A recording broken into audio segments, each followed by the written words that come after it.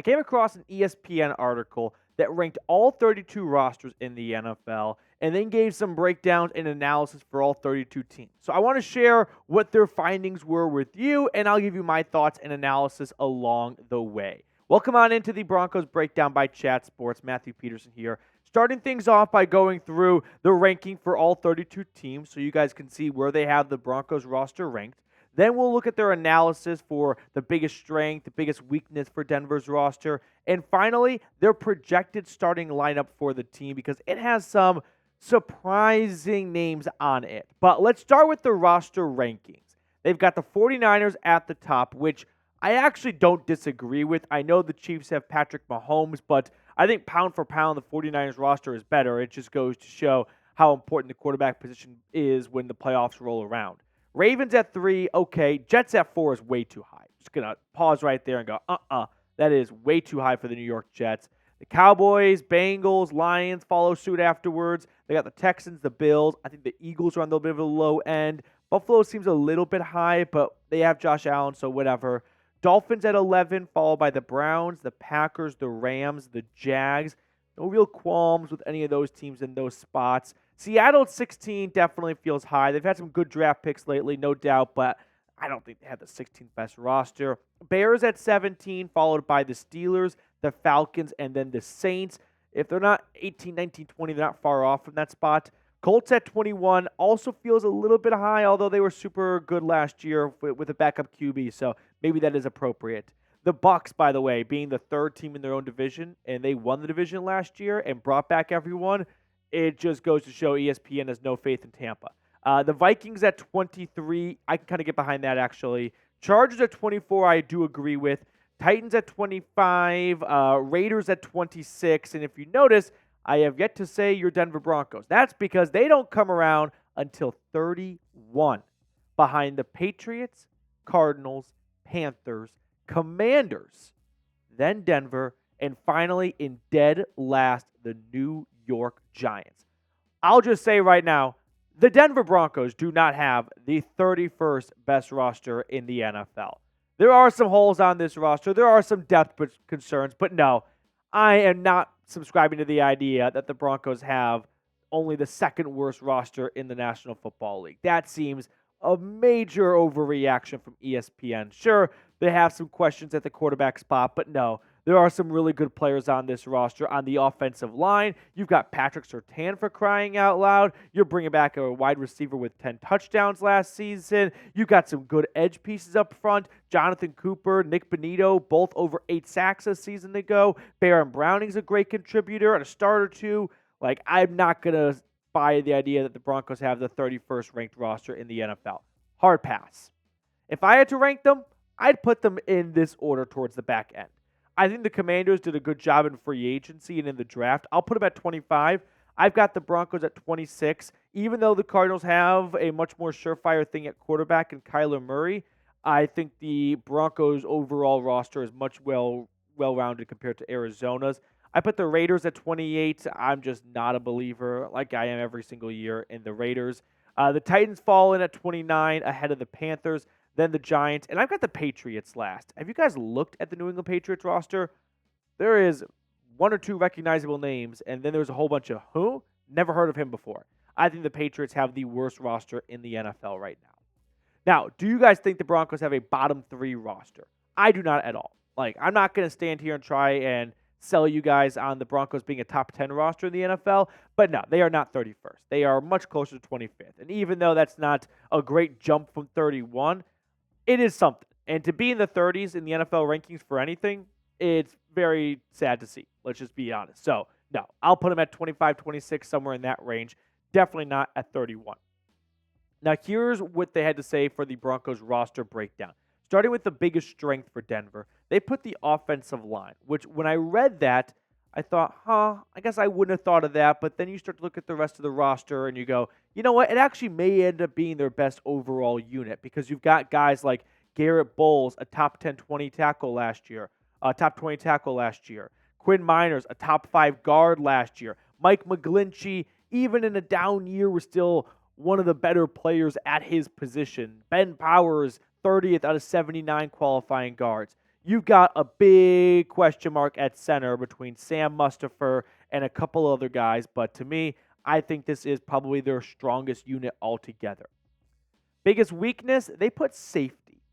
Now, this one I definitely thought about more because I thought, that doesn't sound right. I know you lost Justin Simmons, and you're starting Brandon Jones and P.J. Locke, and let's not kid ourselves. Like, that is not the same type of firepower that Justin Simmons brings to a defense. But I don't think the Broncos' safety room is their weakest. If all three guys are healthy, Brandon Jones, P.J. Locke, Caden Stearns, they've put up some really good plays and stats in their career. Like, the three of them combined for, 8 interceptions and over 20 pass breakups and a boatload of tackles. Like, these three guys, when healthy and on the field, they are solid contributors.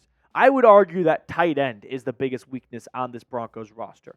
You don't know if Greg Dulcich is going to be available for you. You kind of hope that Adam Trautman takes a big step forward after a few good weeks last year, but not a consistent body of work from start to finish. I don't think the tight end position is somewhere that you have a ton of confidence in right now. So I'm much more concerned about that room than the safety room. Now, before we look at the next two spots on their roster breakdown, we have fallen behind the Raiders report in subscribers for the month of June. We were leading all month long until today. Now we're 4 subs behind. Now we are well ahead of the Chiefs report, but let's not lose to the Raiders report in subscribers this month. If you haven't subscribed yet, go ahead, hit that sub button down below, and let's beat the Raiders in subs this month so then the Broncos can beat them twice in the regular season. As I was saying, though, the tight end room, that's got to be the biggest weakness, right? Is Adam Trautman a tight end that anyone can foresee getting 500 yards in a year? And that's not even a big number, right? That's a pretty medium-sized bar for a tight end to get to. I could even drop it to 400 yards. So for me, if there is one room that I am, nervous about, it's tight end room. Now, I would say much more nervous about the quarterback position because that carries a lot more weight. But pound for pound, the tight end room is definitely the biggest weakness. X Factor per ESPN. They put Nik Bonitto, and I like this selection for an X Factor on this team. The Broncos are searching for their next Von Miller, and those are huge shoes to fill, and it's unfair for anyone to be, dubbed as you need to be the next Von Miller because that's going to be really tough to accomplish. But they are looking at least for their next true number one pass rusher. And there are 3 candidates for this job, right? It's not like a political race of a 2-party system. The Green Party here actually has a chance. You've got Baron Browning, Jonathan Cooper, and Nik Bonitto, who all have a shot coming out of 2023 and going into this upcoming season, could become the number one pass rusher. Jonathan Cooper led the team in sacks last year. I think Baron Browning's probably the best of all 3, but he missed most of last year. And then Nik Bonitto, a second-round draft pick from 2 seasons ago, had a huge breakout sophomore campaign. So all 3 candidates have some good pros and cons to their pitch for becoming the number one pass rusher on this team. And if all 3 guys put together a really solid race, that's just great news for Denver because that means they've got 3 consistent, reliable pass rushers. So who do you think of these 3 players will lead the team in sacks? Jonathan Cooper, Baron Browning, or Nik Bonitto? If all 3 are healthy and all 3 play 17 games, I'm going to go with Baron Browning. But let me know who you think down below in the comments section. Non-starter to know from ESPN. They said wide receiver Josh Reynolds, which surprised me a little bit because I'm not convinced Josh Reynolds is a non-starter on this team. They gave him a nice 2-year, $9 million contract. Do you guys know many wide receivers that get paid $4.5 million to be wide receiver 4?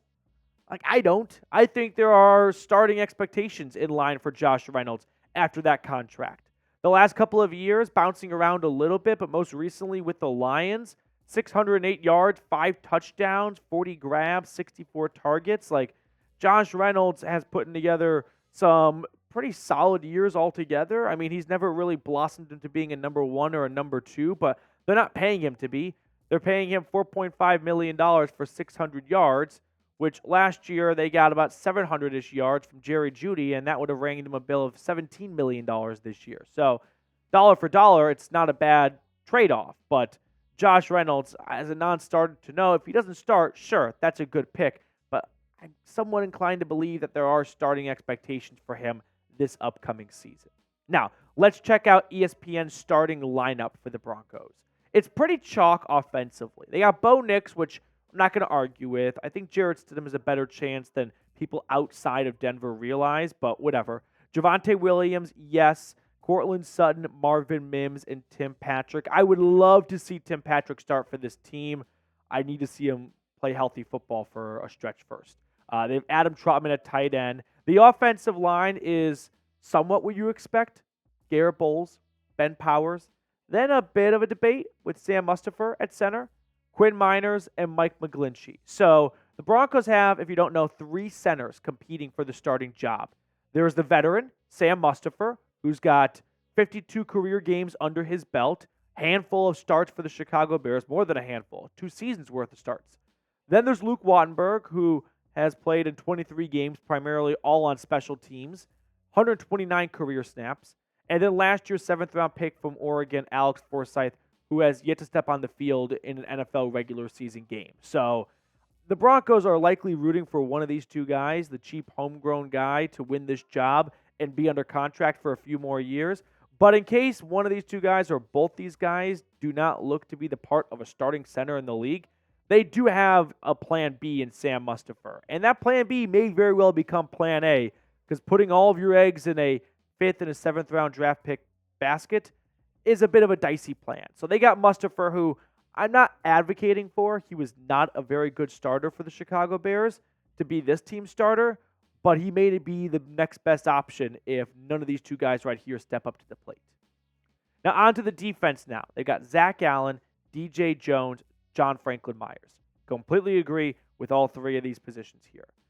Then we move on to the linebackers, okay?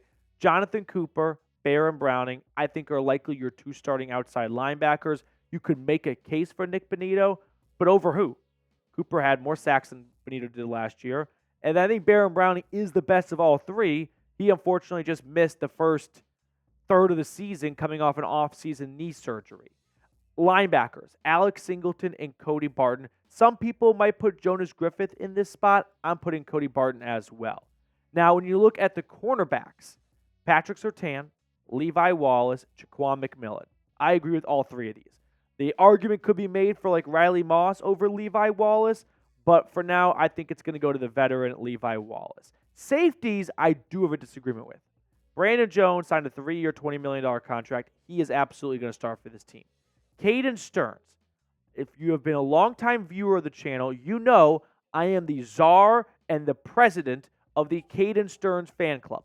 However, even I can admit, PJ Locke is likely going to be this team's starting safety.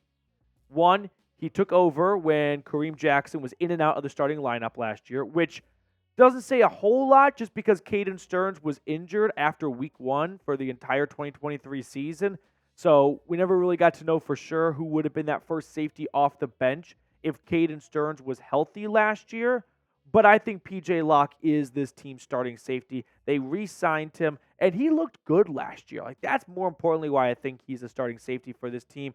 He was a really solid and a hard-hitting, tone-setting safety for this Broncos defense.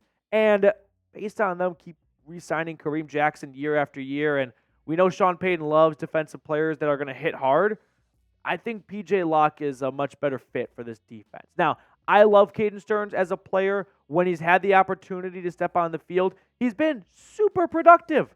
Like, the guy has only played not even like 2 full seasons worth, and he has 9 pass breakups and 4 interceptions and 2 tackles for loss.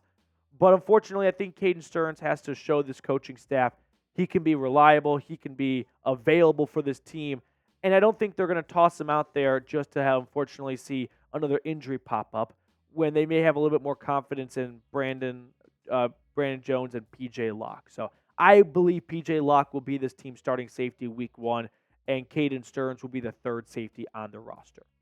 Now, what position do you guys think the Broncos should add to? After running through an entire roster breakdown for this team, what room do you feel like needs a little TLC and you'd like to see a free agent signing happen at that spot? Get in the comment section below. I want to know what position you think the Broncos should add to. As always, we wrap up our shows with summer hot takes. Today, it's a high of like 91, 92 degrees in Denver. So, Fajitas Plate hot take, and my Fajitas Plate hot take for today's episode is Tim Patrick will catch Bo Nix' first career touchdown pass. I don't know why. I have no stats to back this up. I don't even have like a fun fact of like, Tim Patrick is great with rookie quarterbacks. No, I got nothing like that. What I have is a gut feeling. And I feel like Bo Nix' first career touchdown pass, it's going to go to like an old reliable receiver. And he's going to have a lot of faith in TP. So I'm going with Tim Patrick. It'll be a 10-yard strike over the middle of the field to give the Broncos the lead. That's going to be my Fajitas Plate hot take for today's episode.